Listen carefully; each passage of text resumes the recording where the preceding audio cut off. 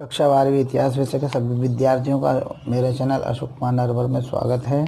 अब मैं लघुत्तरीय प्रश्नों को पढ़ूंगा। जो ये वीडियो आपके लिए बहुत उपयोगी होगा। परीक्षा उपयोगी तो एकदम है ही सही। हड़प्पा सभ्यता के वाणिज्य एवं व्यापार के विषय में व्याख्या कीजिए। हड़प्पा की नगर सभ्यता व्यापार वाणिज्य के क्षेत्र में उन्नत थी। हड़प्पा की नगर सभ्यता व्यापार और वाणिज्य के क्षेत्र में उन्नत थी। यहाँ खुदाई से बहुत सी ऐसी वस्तुएं प्राप्त हुई हैं। हड़प्पा की खुदाई से यहाँ बहुत सी ऐसी वस्तुएं प्राप्त हुई हैं जो यहाँ की उपज और कृषि नहीं थी, अर्थात बहुत सी वस्तुएं विदेशों से आई थी। ना तो यहाँ उपज थी ना कृषि थी। यहाँ ना बनाई गई थी ना उपज में पैदा हुई थी। तांबे की खान और मक्कर रोहरी के भंडार पर सभ्यता के लोगों ने अपना नियंत्रण कर रखा था ताकि उपकरण बनाने के लिए ताम्र पाषाण उपयुक्त मात्रा में प्राप्त हो सके। ताम्र पाषाण माने तांबे के पत्थर जिनको पिघलाकर तांबा प्राप्त किया जा सके, इन पर नियंत्रण था। इस सभ्यता में सोना, चांदी, हाथीदांत आदि वस्तुएं उपलब्ध थीं। ये तीनों चारों वस्तुएं कीमती मनके और हाथीदांत की वस्तुएं पश्चिमी एशिया से निर्यात की जाती थीं। कीमती वस्तुओं में हाथीदांत और कीमती मनके जो वस्तुएं थी ये पश्चिमी एशिया से निर्यात की जाती थी। सिंध, मेसोपोटामिया, क्रीट, सुमेरियन और मिस्र आदि देशों के लोगों का आपस में आयात निर्यात होता था। इन सब का आपस में आयात निर्यात होता था। आयात निर्यात द्वारा व्यापार उन्नत स्थिति में था। आयात और निर्यात के द्वारा बहुत विकसित था, व्यापार की स्थिति अच्छी थी। इन नगरों के व्यापारिक संबंधों के विषय में महत्वपूर्ण एवं पर्याप्त पुरातात्विक साक्ष्य प्राप्त हुए।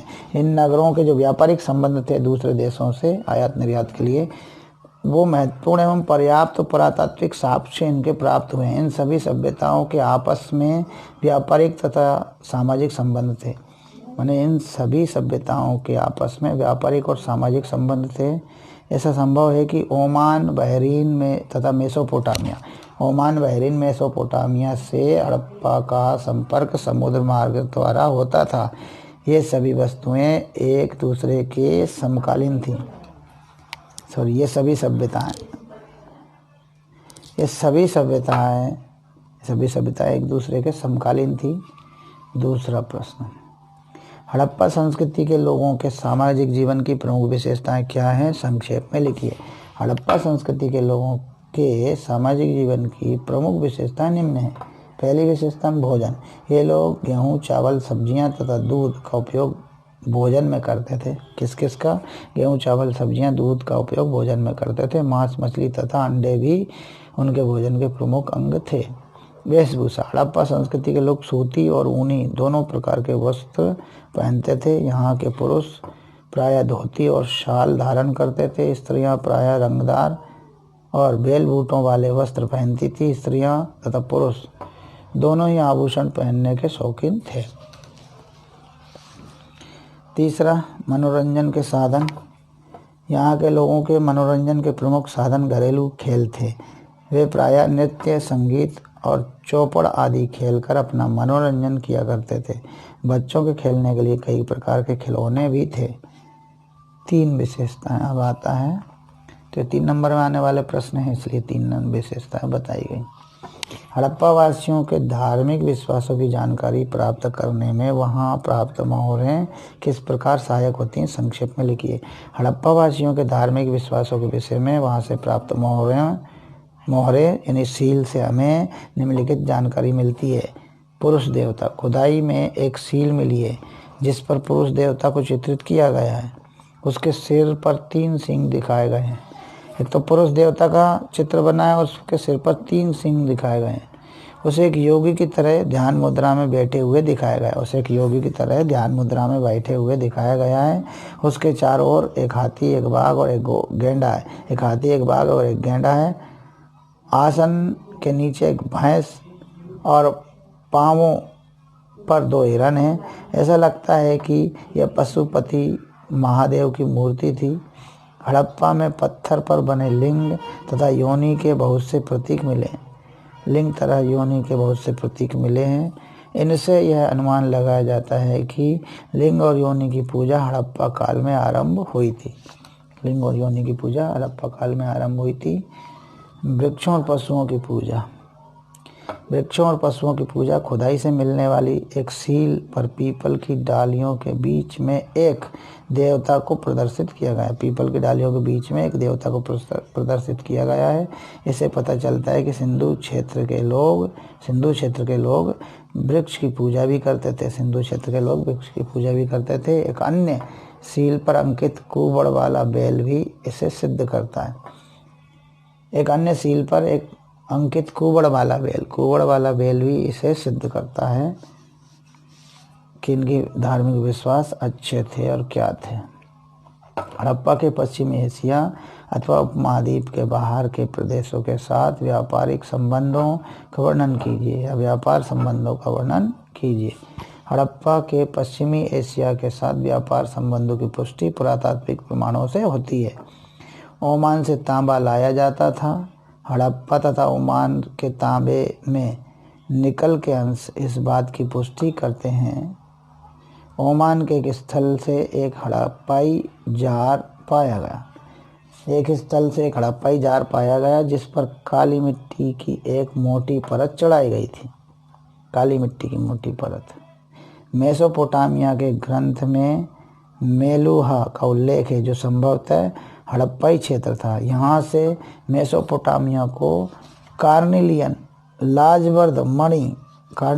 लाजवर्द मणि तांबा सोना आदि उत्पाद प्राप्त होते थे। हड़प्पा के बाट मालाएं तथा मोहरें मेसोपोटामिया के स्थलों से प्राप्त हुई है। हड़प्पा की मोहरों पर जहाज़ों तथा नावों के चित्र व्यापारिक संबंधों की पुष्टि करते हैं।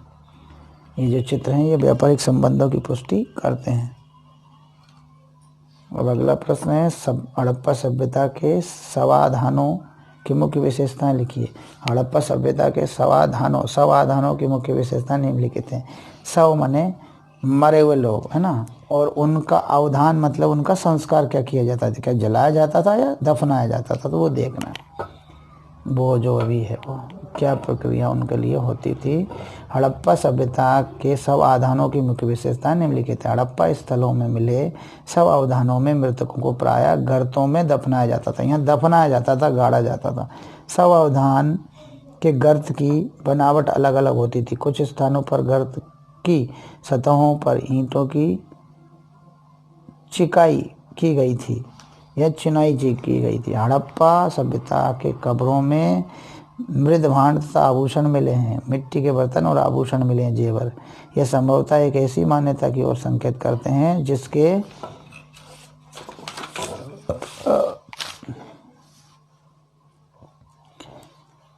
जिसके अनुसार इन वस्तुओं का उपयोग मृत्युपरांत किया जा सकता था। इनमें पुरुषों तथा महिलाओं दोनों के शव अवधानों से आभूषण प्राप्त हुए हैं। 1980 के दशक के मध्य हड़प्पा के कब्रिस्तान में हुई खुदाई में एक पुरुष की खोपड़ी के पास शंख के 3 छल्ले, जिस पर एक प्रकार का उपरत्न के मनके व सैकड़ों की संख्या में बारीक मनकों से बना हुआ एक आभूषण भी मिला है। बारीक मोतियों को बना हुआ क्या मिला है? आभूषण। यहाँ कहीं कहीं पर मृतकों के साथ तांबे के दर्पण दफनाए गए हैं। दर्पण माने मुंह देखने वाला कांच है ना। कहीं कहीं पे मरने वालों के साथ में तांबे के दर्पण मिरर दफनाए गए, गाड़े गए। इनसे ऐसा लगता है कि हड़प्पा सभ्यता के निवासियों का मृतकों के साथ अत्यधिक बहुमूल्य वस्तुएं दफनाने में विश्वास नहीं था। बहुमूल्य वस्तुएं नहीं दफनाते थे। अगला है मोहनजोदड़ो कि विशाल स्नानागार यानी जलाशय का संक्षिप्त वर्णन कीजिए। विशाल स्नानागार मोहनजोदड़ो के दुर्ग से मिली एक अनूठी संरचना है।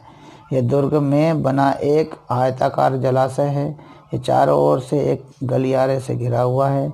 जलाशय के निचले भाग यानी तल तक एक जाने हेतु इसके ऊपरी तथा दक्षिणी भाग में 2 सीढ़ियां बनी हुई है। जलाशय के निचले भाग तक जाने हेतु इसके ऊपरी तथा दक्षिणी भाग में 2 सीढ़ियां बनी हुई है। जलाशय के किनारों पर ईंटों को जमाकर तथा जिप्सम के गारे के उपयोग से इसे जलबद्ध किया गया है। इसके 3 तरफ कक्ष बने हुए हैं। इनके एक कक्ष में एक बड़ा कुआं है, जलाशय से पानी एक बड़े नाले में बह जाता है। जलाशय का जो पानी था वह एक बड़े नाले में बह जाता था। इसके उत्तर दिशा में एक गली के किनारे अपेक्षाकृत एक छोटी संरचना थी जिसमें 8 स्नानागार बनाए गए थे। एक गलियारे के दोनों ओर 4-4 स्नानागार बने थे। हर स्नानागार में नालियां गलियारे के साथ साथ बने एक नाले से जाकर मिलते थे। ये नालियाँ और गलियारे जो हैं एक साथ जाकर नाले से मिल जाती थी। विद्वानों का मत है कि विशाल स्नानागार से इस बात का संकेत मिलता है कि इसका उपयोग किसी विशेष अनुष्ठानिक स्नान हेतु किया जाता होगा। अगला प्रश्न है, मोहरें तथा मुद्रांकन पर टिप्पणी लिखिए। मोहरें तथा मुद्रांकन का प्रयोग लंबी दूरी के संकेतों या संपर्कों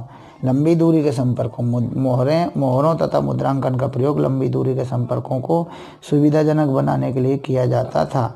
ये लंबे संपर्क या लंबी दूरी का जो संपर्क होता था, इसको सुविधाजनक बनाने के लिए इनका उपयोग किया जाता था।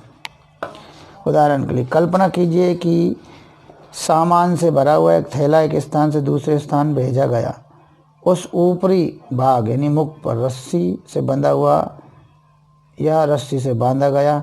गांठ पर एक थोड़ी गीली मिट्टी जमा कर एक या अधिक मोहरों से दबाया गया, जिससे मिट्टी पर मोहरों की छाप पड़ गई।